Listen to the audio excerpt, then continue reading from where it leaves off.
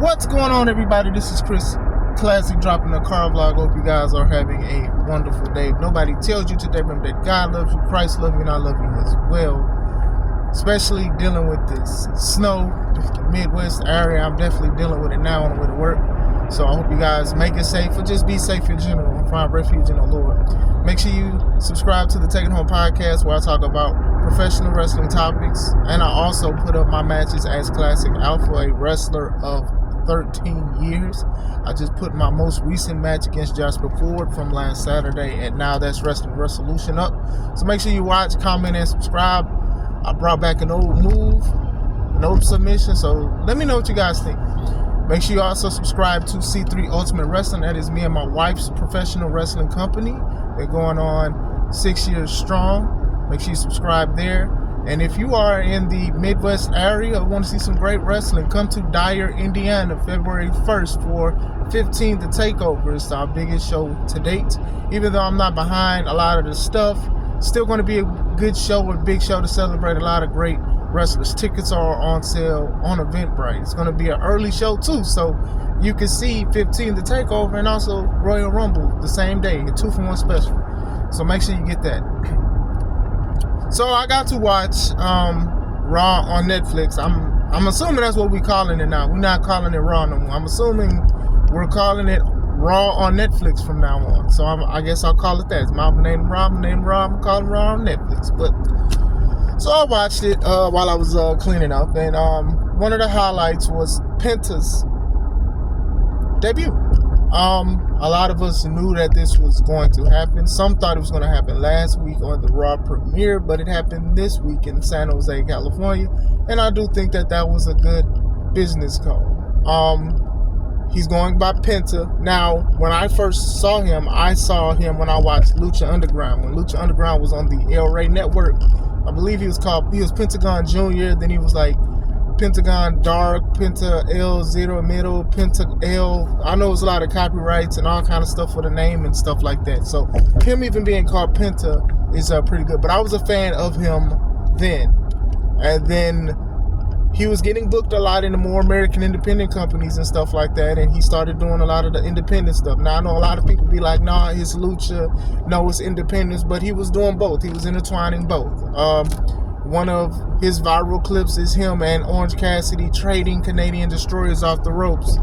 Was one of the worst things I've seen in wrestling. I didn't like it. It didn't seem impressive, but we're going to talk about, I guess they call it Mexican destroyers. We'll talk about a Mexican destroyer in a little bit. So, Chad Gable was his opponent, and let me say shout out to Chad Gable. Chad Gable makes anybody look like $1 million, even if they already look like they done cashed out or crashed out. So he's shout out to him. I didn't know that his music, or the American Academy, Alpha Academy, whatever they call it, there's so much American stuff. God bless America.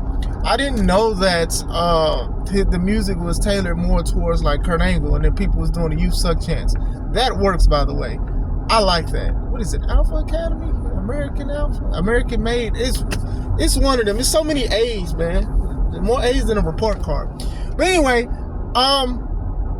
he said that he wanted to go against a Lucha last week, and then Pierce said he was going to find one. So we kind of knew what it was, and then we saw like graphics with Penta, and then it's like his mask incorporated. It's pretty dope. I ain't going to lie. He came out.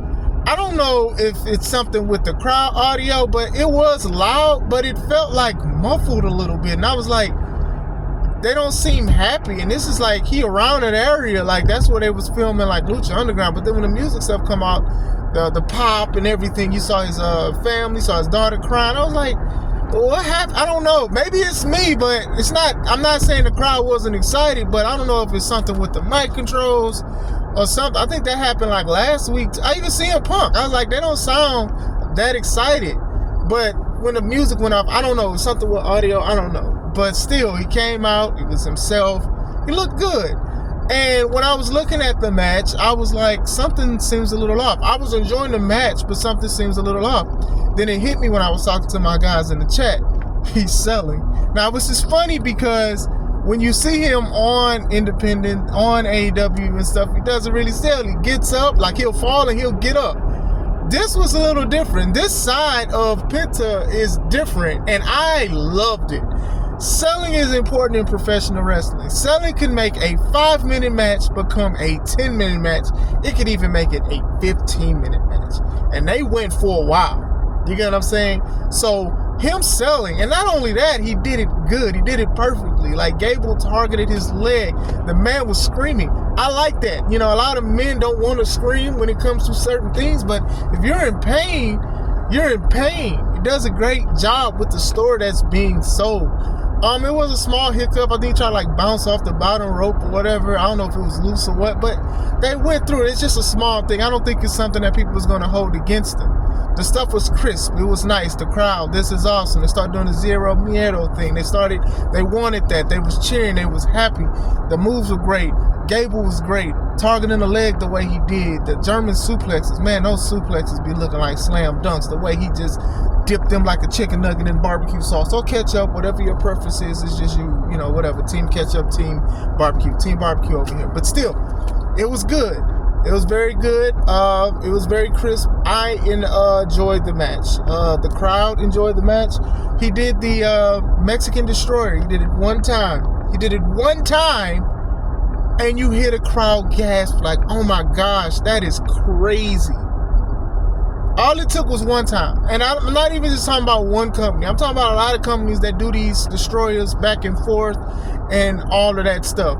He kicked out, or I don't remember if he kicked out or what, but still, he did it one time and people went crazy. That's going to be a highlight. Somebody went home and thought about that because it was done one time. Now, if he does it and then Gable got up and did it, it makes it less special. But still, he did his, eventually he did his arm snap move, which I like. I love that arm snap move that he does. And then he did the Penta driver, and I love that too. 1, 2, 3. Then he cut a promo. Then he cut a long promo. Boy, they are banking on this man. They are banking on this man. Usually debuts, sometimes they last a long time, sometimes they do not. He had a long match and he had a long promo. And he sounded good. I think the more he get into it, the more he'll be a natural on the microphone. He starts speaking in Spanish, and the crowd went crazy. And I was like, oh, they got boots on out there. So shout out to them. Like I said, I think that this guy is very popular. He's very popular on the independent scene. Him and his brother as Lucha Bros. And like I said, a lot of people like the magic, the stuff that they had in AEW as the Death Triangle and the Lucha Bros and stuff like that. But Penta alone can do great. And I think when Phoenix, his brother, signs, he'll do great too. But as far as Penta has it. I think they're about to make a lot of money with the gear, with the merch, with the mask. I wouldn't be surprised if the mask is not sold out already. It was put on sale yesterday in the afternoon. So I don't know if it was a flop or what, but still, I saw the mask. The mask was like $75. Now I thought about getting it, and then when I saw that WWE was doing a promo code for 30% off, I thought, okay, well, let me apply, and then it didn't. So Zero Miedo, no for me. I'm not doing it. Y'all can have that $75 mask. I'm sure it's a good quality mask or whatever. But still, I think a lot of people got shirts. I think a lot of people got the mask and stuff like that. People love masked wrestlers. I mean, you look at Rey Mysterio and stuff like that. And then even at one point, Kalisto, until they like de-pushed him and they watered him down and stuff like that. People liked what they can provide. And I think Penta, being a little different compared to like the traditional lucha, but being a lucha in himself, it's going to be very impressive to see. Like I said, masked wrestlers are a big thing. All eyes was on him and Gable and stuff. And, I think he'll be good. Sin Cara, who was Mystico in Mexico, is a legend in the luchador tradition or whatever like that. But his debut left a sour taste in a lot of people's mouth, and then a lot of other things are being inconsistent in the ring, and a lot of mess-ups is what derailed Sin Cara. I mean, when he first came out, one of his things was he would jump off a trampoline and jump into the ring and do a flip. But when he did it the first time, his stomach got caught on the rope, skimmed it, and it looked a little bad. After that, people didn't even really care to see the entrance like that. And he was a talented wrestler, obviously was a legend or whatever like that. But I think they should have did it a little bit better than what they did, honestly. What could have been. But what now we're talking about Penta. And I think that Penta can go anywhere they want him to go. I think more people will like what he's doing. He looked excited to be there. The Zero Miedo thing, more people is going to get a bigger pop. People are going to go crazy every time he does it. The work that he put in on the independents and stuff like that in AEW is starting to pay off. So I do think it was an impressive debut. We saw different sides of Penta. Like I said, him on the microphone, don't usually see that.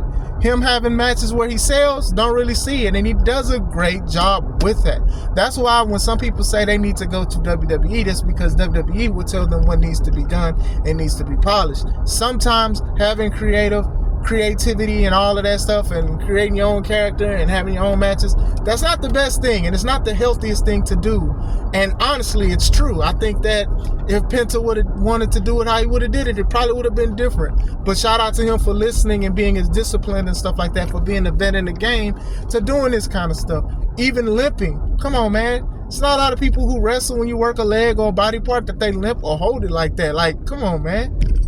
That's what makes it natural. That's what makes people be like, dang, is he really hurt? He might be hurt. That's what you're supposed to do and supposed to sell. Excuse me for pulling the curtain back a little bit, but that's just what it is. I liked how he presented himself. I thought he was pretty good. It was pretty dope. Like I said, the sky is the limit for Penta. Who knows what they're going to do with him. Like I said, he can do other matches with Gable, the other guys, anything. You know, most likely people will be hyped if him and Rey Mysterio go at it. And, you know, I believe they went against each other in Lucha Underground, but still, this is a way bigger platform and stuff like that. I remember they was trying to do Sin Cara versus Rey Mysterio, and they were trying to do something where a lot of the fans wear masks and stuff. A lot of people was wearing Penta's mask. So definitely exciting to see.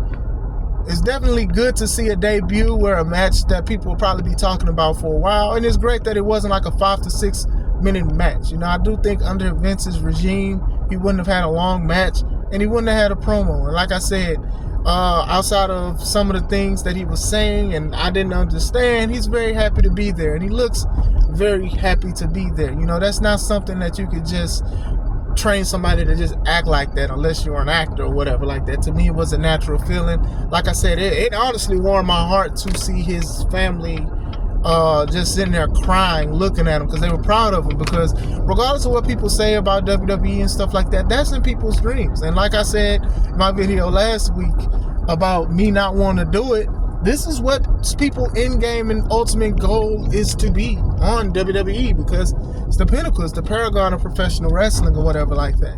And if you make it good, you know, you're getting paid, getting extra stuff, you're going around the world. These are positives to some people, and it's slightly negatives to me because of the travel and stuff like that. The figures, the deals, the merchandise. Like I said, I think the masks is going to be. If them masks are not sold out now, then that's crazy.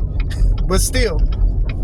But let me know what you guys think. Did you guys like the guy? Do you think what is his potential? Do you think he can go to the world championship? Do you think he's going for secondary titles? Do you think he has to wait for his brother for a tag title opportunity? Let me know. Hope you guys have a wonderful day. This is Chris Classic. Let's take it home.